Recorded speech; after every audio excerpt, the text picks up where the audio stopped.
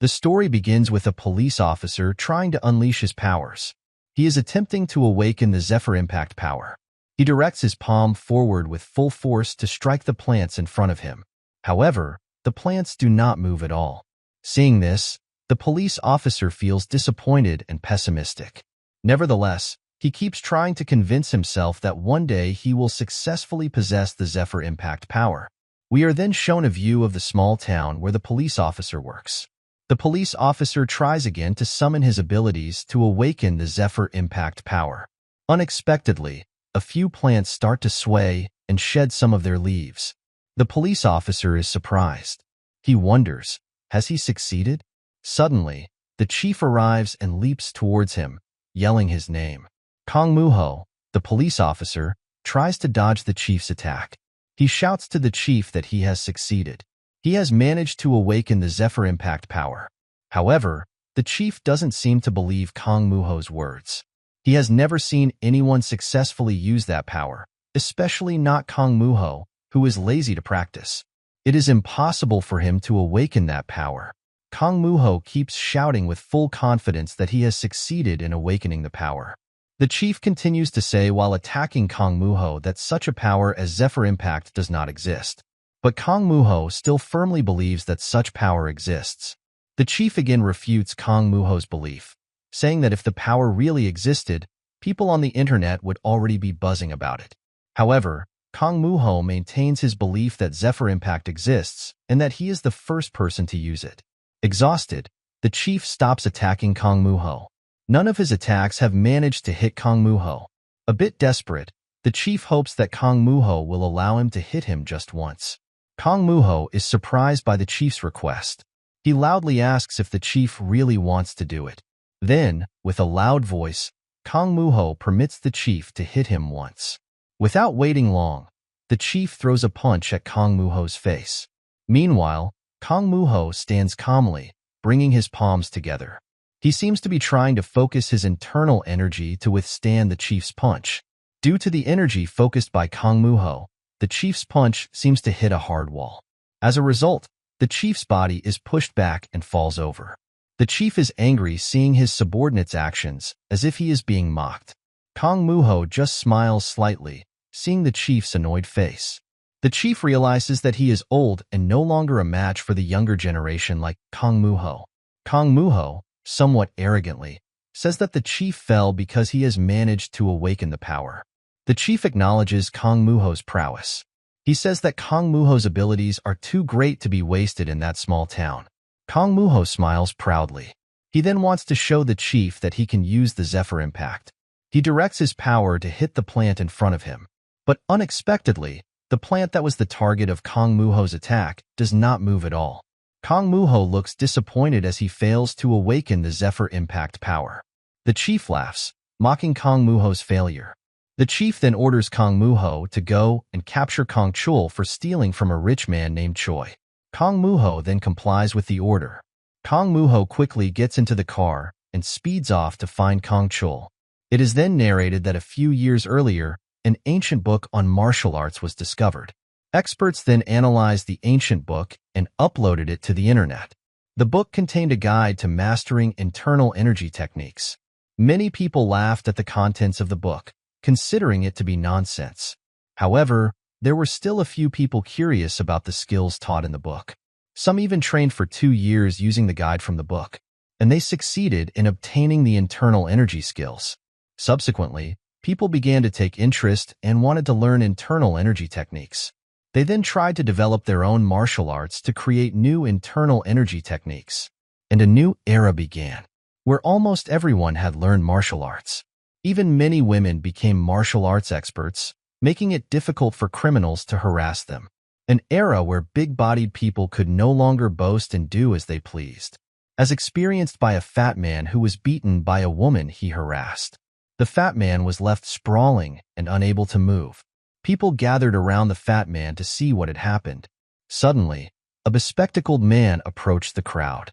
He said that he was a doctor. The bespectacled man then approached the unmoving fat man.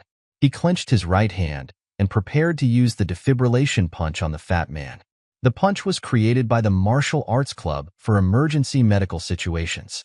With proper control of the power, the effect of the punch could trigger the heart to start beating again. Due to the effect of the punch, the fat man was eventually saved. And that was one of the successful developments of martial arts techniques. But does it make the world a better place? It turns out that the adverse effects of the development of martial arts techniques have made many criminals stronger. Therefore, the police officers also have to enhance their skills and powers. The car carrying Kong Moo-ho continues to move through the city streets towards Kong Chul's residence. And after arriving in front of the criminal's hideout, Kong Moo-ho shouts for Kong Chul to come out. Two of Kong Chul's henchmen who hear the shout quickly rush out. Kong Moo-ho tells Kong Chul's two henchmen that he is there to capture their boss. But it seems the two henchmen try to stop Kong Moo-ho. Kong Moo-ho looks at the two henchmen and tells them to come closer.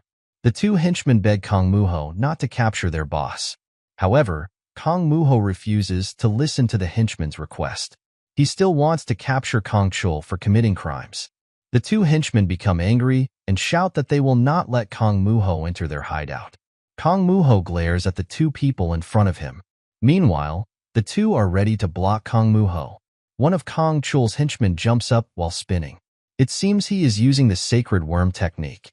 Then with a single backward move, he dives towards Kong Moo-ho. Kong Moo-ho watched one of Kong Chul's henchmen writhing on the ground. He recognized that the man was using the sacred worm technique.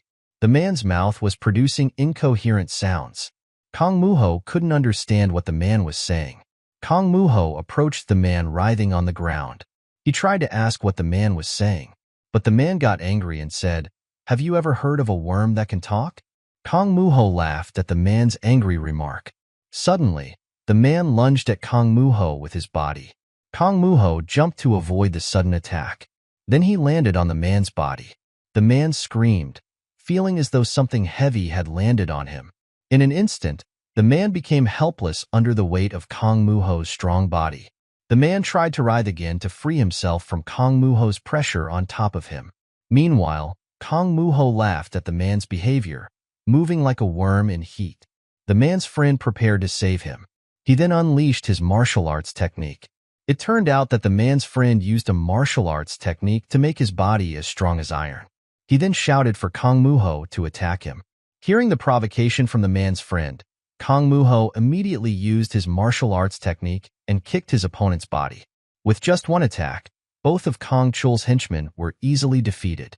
The man who had just been hit by Kong Moo-ho's kick approached Harryung, his friend who was still affected by the sacred worm technique. He then said that he was still curious about what would happen if Harryung's sacred worm technique was sprinkled with salt. Harryung was shocked by what his friend said. However, his friend had already sprinkled his body with salt, causing Harryung to writhe in pain. His friend watched Harryung's body in pain. He thought that the technique was terrible because it had a very fatal weakness. Not long after, Kong Moo-ho was inside Kong Chul's hideout. Kong Chul appeared and asked why Kong Moo-ho had come to his place.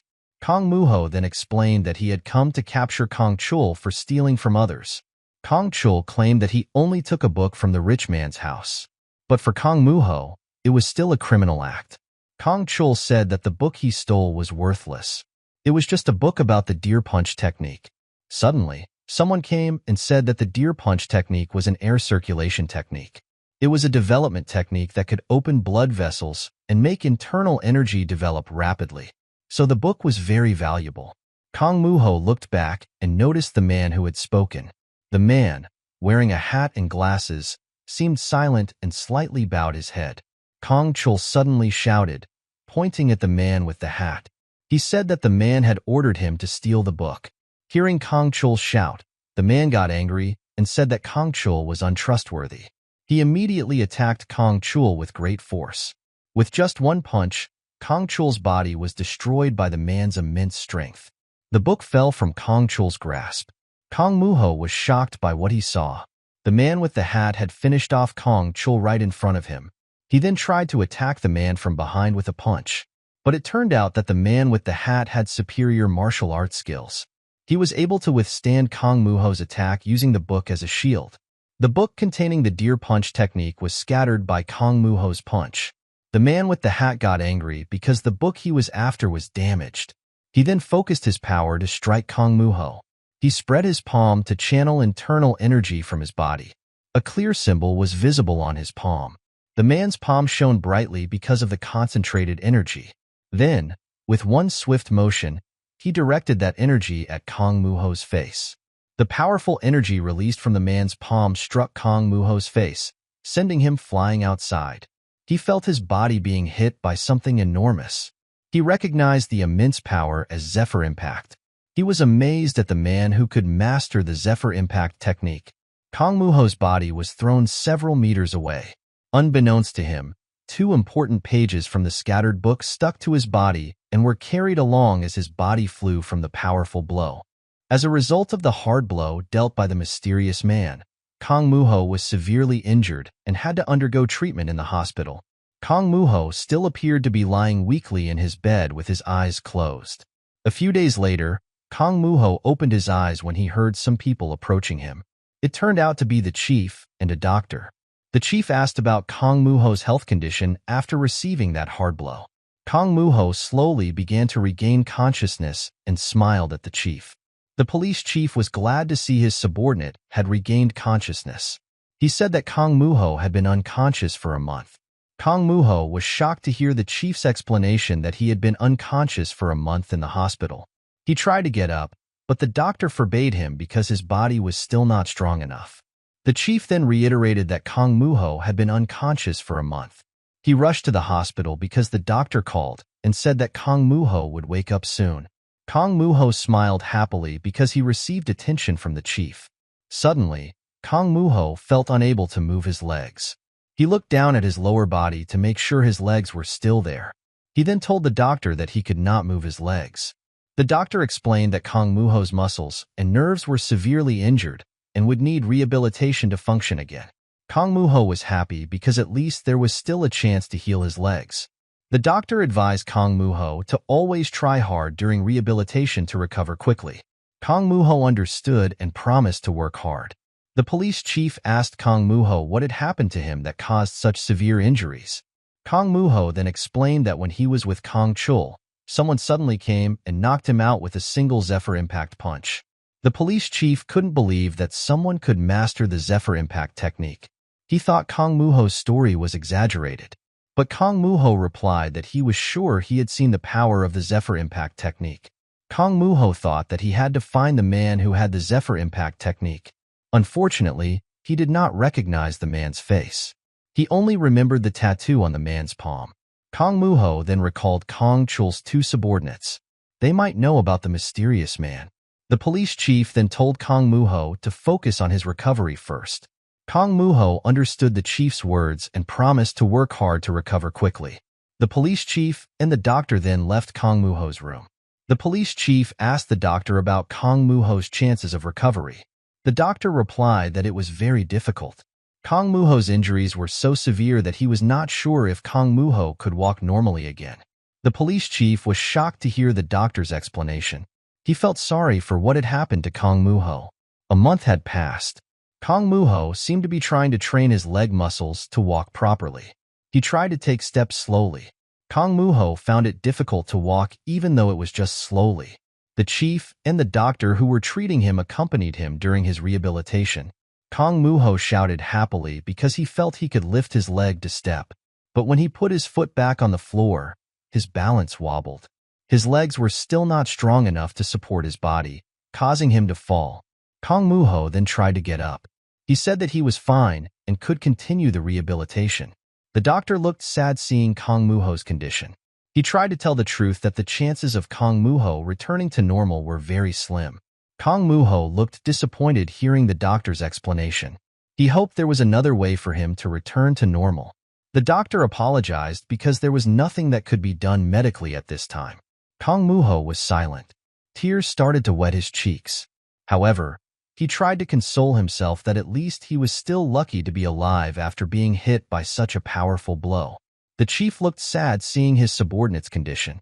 He tried to encourage Kong Muho to stay optimistic.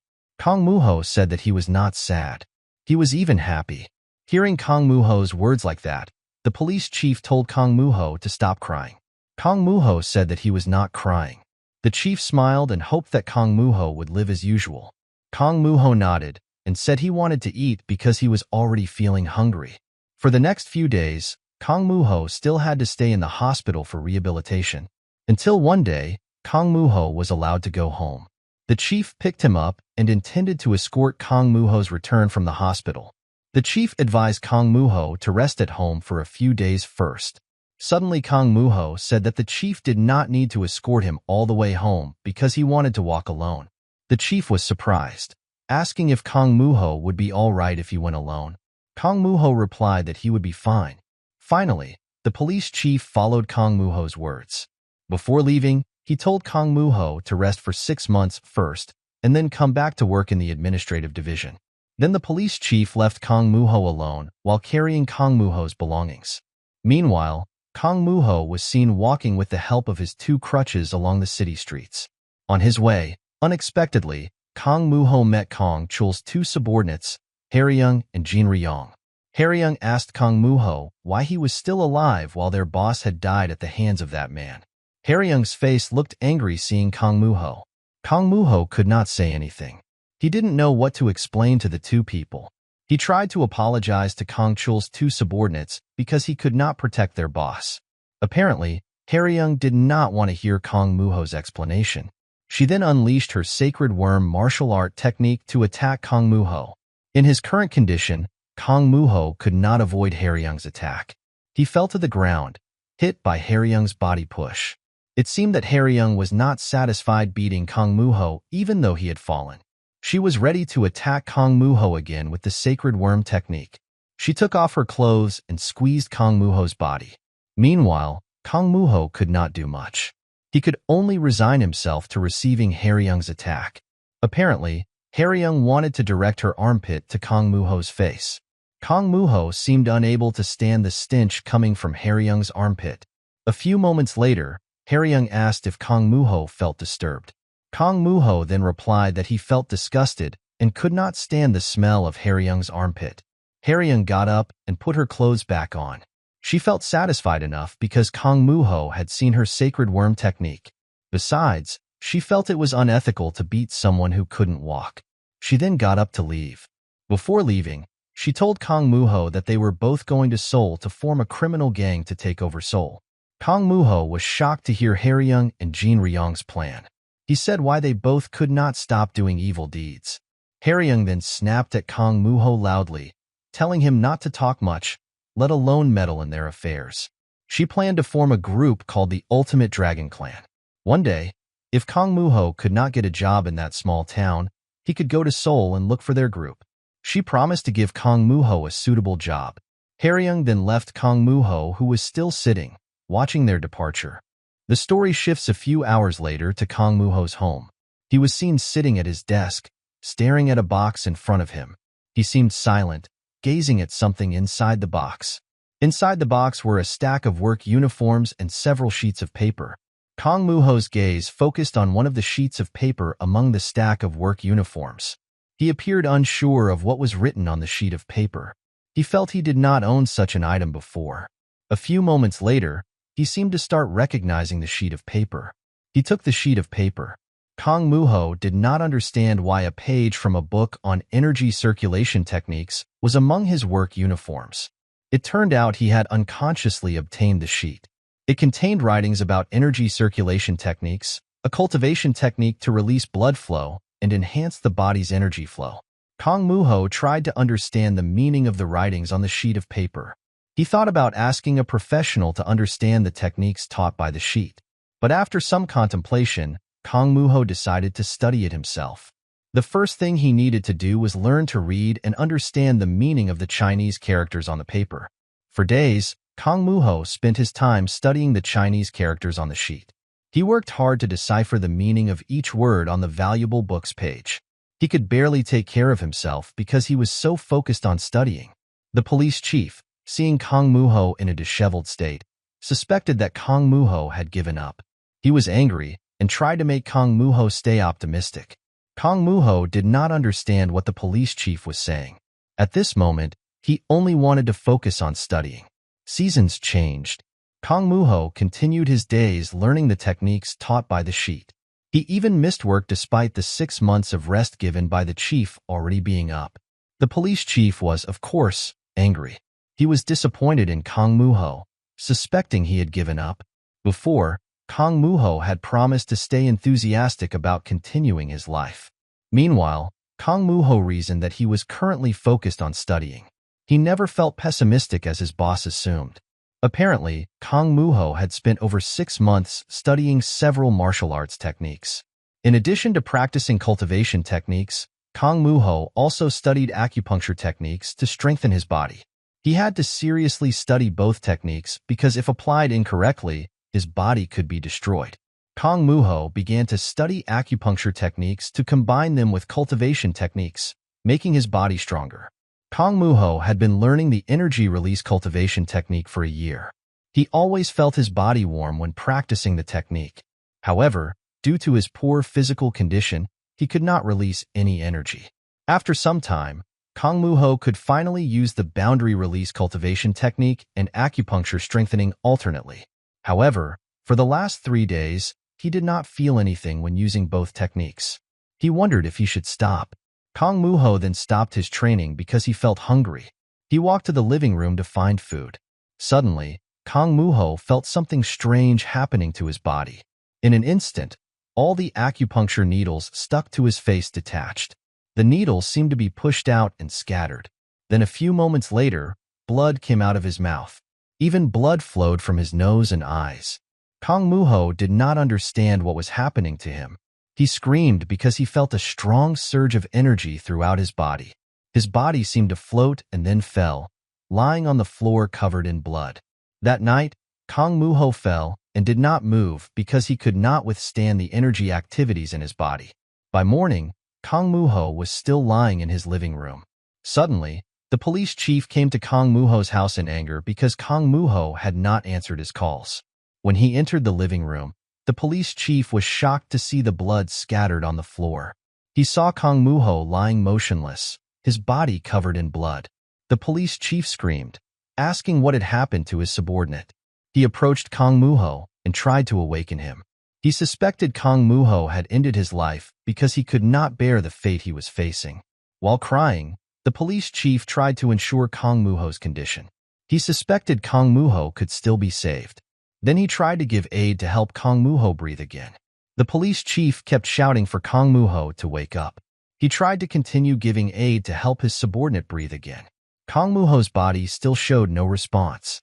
His face looked pale, and his eyes remained closed. The police chief looked at Kang Moo-ho's face. While crying, he hoped that Kang Moo-ho would wake up. Finally, the police chief decided to use a defibrillation punch to help Kang Moo-ho. Even though he had never learned the technique, he had seen people doing it before. Then the chief struck Kang Moo-ho's chest to trigger his heart to beat again. A small sound came from Kang Moo-ho's mouth when the chief's punch hit his chest. The chief saw Kang Moo-ho's body respond to his punch. He looked happy and could not believe he had performed the technique even though he had never learned it. The police chief then struck Kang Moo-ho's chest again. Receiving a hard punch from the chief made Kang Moo-ho's eyes open, and something spewed from his mouth. The chief looked at Kang Moo-ho's face to ensure his subordinate was conscious again. He saw Kang Moo-ho's eyes open with his mouth agape. Seeing the positive response from Kang Moo-ho, the police chief tried to strike once more. But suddenly, Kang Moo-ho screamed for the chief not to do that. Quickly, Kang Moo-ho moved to avoid the chief's punch. He pressed himself against the wall with a panicked expression. Meanwhile, the chief was surprised to see Kang Moo-ho already able to move again. Kang Moo-ho breathed a sigh of relief, having narrowly escaped the chief's punch. With a happy expression, the police chief said he had saved Kang Moo-ho's life. Kang Moo-ho looked annoyed at the chief's words. He didn't believe his boss had saved him. The chief was upset, feeling played by Kang Moo-ho. He then said he would punish Kang Moo-ho for trying to end his own life. The chief said he would hit Kang Moo-ho repeatedly. When the chief tried to hit him again, Kang Moo-ho managed to evade the chief's punches with agility. Even though the chief tried multiple times to hit Kang Moo-ho, each time Kang Moo-ho skillfully dodged with agile and swift movements. This puzzled the chief. He noticed a significant change in Kang Moo-ho's movements. The police chief was astonished to see Kang Moo-ho standing firmly without using a cane. Kong Moo-ho was also unaware that his injured legs had healed. He looked at his legs with a mix of happiness and astonishment, not expecting to be healed. They both cheered with joy. A few moments later, Kong Moo-ho began to explain what he had been doing, which allowed him to heal his legs that couldn't walk normally. The police chief was still skeptical that Kong Moo-ho could heal his legs and gain inner strength by reading the sheet of paper. Kong Moo-ho himself still didn't fully understand why his legs had healed. He was grateful to be healed and walk normally again. He even felt his body was lighter and more agile. Kong Moo-ho was very happy. He kept moving his body to practice martial arts techniques he hadn't used in a long time. The police chief felt disturbed by Kong Moo-ho's movements and shouts, but Kong Moo-ho ignored him. He was so happy that he couldn't stop moving and training his body. Suddenly, Kong Moo-ho directed his palm toward the police chief. Instantly, a surge of energy struck the chief's body. The chief was shocked by the surge of energy. He then asked Kong Moo-ho what technique he had just used. Kong Moo-ho couldn't answer. He didn't understand it himself. Kong Moo-ho then tried again to perform the movement that could release energy from his body. An energy vortex formed in his hand. Kong Moo-ho still didn't understand what was happening. He thought if he could control his energy, he could use it to destroy something. The police chief suddenly told Kong Moo-ho not to tell anyone about the new technique he had mastered. The chief was worried that Kong Moo-ho's new strength could bring him harm. The chief said that if the criminals knew Kong Moo-ho was getting stronger, they would do anything to get stronger too. Especially since the city was in chaos. Many criminals were disrupting the city's safety. The chief reiterated his message that Kong Moo-ho should keep his strength to himself and not tell others. Kong Moo-ho looked at the chief's face. Then he smiled and promised to remember the chief's message. They then engaged in conversation. Kong Moo-ho asked the chief if the person who killed Kong Chul had been caught. The chief explained that the tattoo on the man who killed Kong Chul belonged to the Black Dragon Association in Seoul. After he sent the case files to the Seoul police, there had been no further developments. The chief had difficulty capturing someone with such a tattoo. It seemed this was the first time Kong Moo-ho had heard of the group. The chief then suggested that Kong Moo-ho should leave the case of the tattooed man to the Seoul police. But Kong Moo-ho rejected the chief's suggestion. He intended to find the person who had destroyed Kong Chul. Kong Moo-ho thought he would find the man and learn the Zephyr impact from him. The chief was annoyed by Kong Moo-ho's response, thinking he had ulterior motives for the man. But Kong Moo-ho argued that he wanted to learn the Zephyr impact to capture the man. The chief eventually left Kong Moo-ho's house. He told Kong Moo-ho to start working again the next day. Kong Moo-ho smiled as he watched the chief leave. The next morning, the police chief stood in front of his office waiting for Kong Moo-ho. He looked upset because after waiting for some time, Kong Moo-ho still hadn't shown up. The story shifts to Seoul. Apparently, Kong Moo-ho decided to go to Seoul to seek information about the man who had injured him. Kong Moo-ho visited Hae-ryung at her office. Meanwhile, Hae-ryung was surprised that Kong Moo-ho actually came to see her in Seoul.